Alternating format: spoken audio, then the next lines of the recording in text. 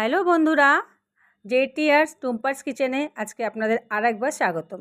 তো আজকে আমি বানাতে চলেছি ভেটকি মাছের পাতুরি, যেটা আজ আমার কিচেনে প্রথমবার বানাচ্ছি। তো চলুন দেখিয়ে দিই কীভাবে আজকে আমি ভেটকি মাছের পাতুরিটি তৈরি করছি। একটি মিক্সিং বোলের মধ্যে প্রথমে কিছুটা কালো সর্ষে এটা আর কিছুটা সাদা সর্ষে, যেটাকে আমি একসাথে প্রথমে শুকনো গুঁড়ো করে নেব। তো আমার সাদা সর্ষে কালো সর্ষে গুঁড়ো হয়ে গেছে। এবার আমি এটা একটা জায়গায় ঢেলে এবার আমি এখানে পোস্ত গুঁড়ো করে নেব, শুকনো পোস্ত। এবার আমি পোস্তগুলোকেও প্রথমে শুকনো পোস্তটা গুঁড়ো করে নিচ্ছি।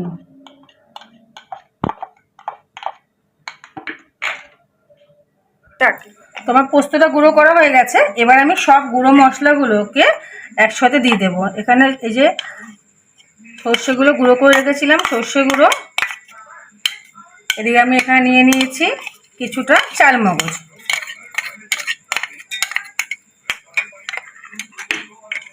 আর আমি এখানে দিয়ে দেব 3টে কাঁচা লঙ্কা। এবার আমি এখানে অল্প জল দিয়ে আমি এগুলোকে ভালো করে মিক্স করে নিচ্ছি। তো আমার বাটা এখানে পুরোপুরি কমপ্লিট। এবার আমি চলে যাচ্ছি নেক্সট স্টেপে। মাছগুলো নিয়ে নিয়েছি, মাছগুলোর মধ্যে আমি নুন আর গোলমরিচের গুঁড়ো কিছুক্ষণ আগে মিক্স করে রেখেছি। মিক্স করে আমি জলটাকে ভালো করে ঝরিয়ে নিয়েছি। এবার আমি এর মধ্যে একে একে মশলাগুলো দিয়ে দেবো। তো যেই মশলাটা আমি পেস্ট করেছিলাম সেই মশলাটা আমি ফার্স্ট এখানে পুরো দিয়ে দিচ্ছি। তো এখানে আমি পুরো মশলাটা দিয়ে দেবো। এবার আমি এখানে 3 টেবিল স্পুন কাসুন্দি রেখেছিলাম, তো কাসুন্দিটা আমি পুরোটা এখানে ঢেলে দিচ্ছি। আর আমি এখানে খুব অল্প পরিমাণে নুন দিচ্ছি, যেহেতু আমার মাছে আগের থেকে নুন মাখানো ছিল, তো আমি এখানে খুব অল্প পরিমাণে নুন দিচ্ছি।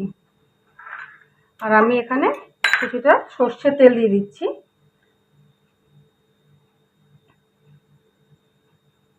এবার এটাকে ভালো করে মিক্স করতে হবে। 10 থেকে 15 মিনিট রেস্টে রেখে দেব।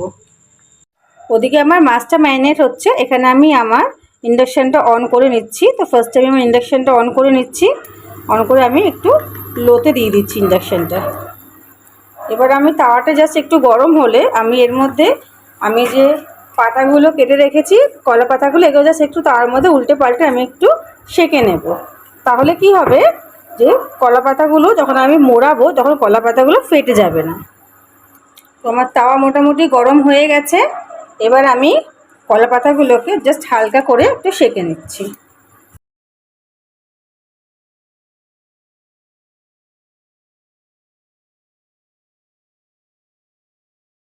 আর ট্রের মধ্যে একটা পাতা নিয়ে নিয়েছি। পাতা নিয়ে আমি এর মধ্যে ফার্স্টে দিয়ে দিলাম মাছটা। এবং এর মধ্যে কিছুটা আমি গ্রেভি দিয়ে দিচ্ছি, মশলাটা কিছুটা আমি দিয়ে দিচ্ছি। আর তার মধ্যে দিয়ে দিচ্ছি একটা কাঁচা লঙ্কা। এবার এটাকে ভালো করে ফোল্ড করে নিতে হবে। তো দেখতে হবে ফোল্ড করার সময় যেন মশলাটা কোনো মতে বেরিয়ে না যায়। তো এরকমভাবে ফোল্ড করে একটা টুথপিকের সাহায্যে এটাকে ভালো করে লক করে দিতে হবে। তো আমি একইভাবে আমি সবকটা মাছকেই আমি বানিয়ে নিচ্ছি। দেখতেই পাচ্ছ এখানে আমি আমার সবকটা মাছকে কলা পাতার মধ্যে ফোল্ডিং করে নিয়েছি। তো এবার আমি চলে যাচ্ছি তাওয়ায়, যেখানে আমি এবার মাছগুলোকে ফ্রাই করে নেব। তাওয়া আমার গরম হয়ে গেছে। আমি এবার এখানে দিয়ে দিচ্ছি কিছুটা তেল।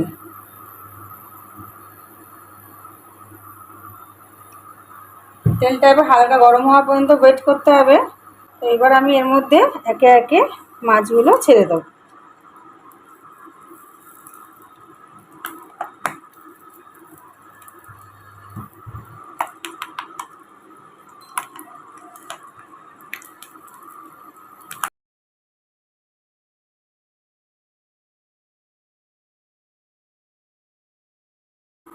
দেখি আমি এটা 2 থেকে 3 মিনিট পর ফিরে আসছি।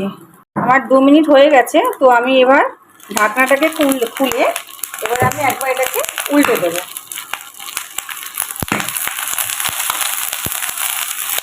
দেখতে পাচ্ছ একটা ঝাল মতনই ফ্রাই হয়েছে।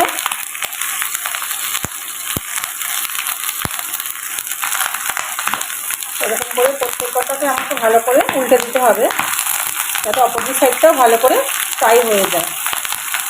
আর একটু হালকা আঁচেই করতে হবে, তাহলে ভেতরের মাছটা ভালো করে বয়েল হবে, পুরো মাছটা ভালো করে কুক হয়ে যাবে। তো আমি এটা আবার ঢেকে দিচ্ছি। 3 থেকে 4 মিনিট পর ফিরে আসলাম। তো দেখো এবার ঢাকনাটা তুলে দিচ্ছি। খুব সুন্দর একটা স্মেল আসছে। আর একবার উল্টে দিচ্ছি। তো যা স্মেল আসছে দেখে মনে হচ্ছে মাছটা আমার হয়ে গেছে। তো আমি একটু আরেকবার উল্টে, দেখতেই পাচ্ছ আমার কলা পাতাগুলো পুরো ফ্রাই হয়ে গেছে, মানে আমার ভেতরে মাছটা আমার হয়ে গেছে। তো আমি এবার ইন্ডাকশানটাকে অফ করে দিচ্ছি। অফ করে এবার আমি এটাকে ঢেকে আবার 2 থেকে 3 মিনিট রেখে দেবো একটু কুক হওয়ার জন্য। তো এবার আমি এটাকে ঢাকনাটা খুলে নিচ্ছি। খুলে এবার আমি একটি ট্রের মধ্যে মাছগুলোকে সব তুলে নিচ্ছি।